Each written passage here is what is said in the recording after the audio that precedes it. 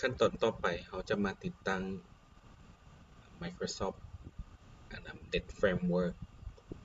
ก่อนอื่นก็ต้องได้ดาวน์โหลดจากเว็บไซต์กรมสามัญสกลเนาะหรือว่าเอาจากอินเทอร์เน็ตก็ได้คลิกขวาใส่ตัวโปรแกรมเลือกเมนู Run Administrator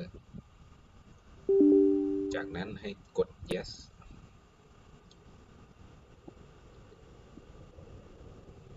รอท่าหน่อยหนึ่งเนาะ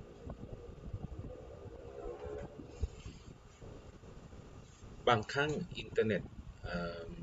Net Framework ตัวนี้มันก็ถึกอัปเดตผ่าน Windows อัปเดตฉะนั้น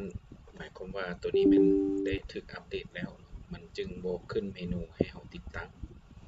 ก็ถือว่าเราบ่จำเป็นจะต้องติดตั้งนี่ขอขอบใจ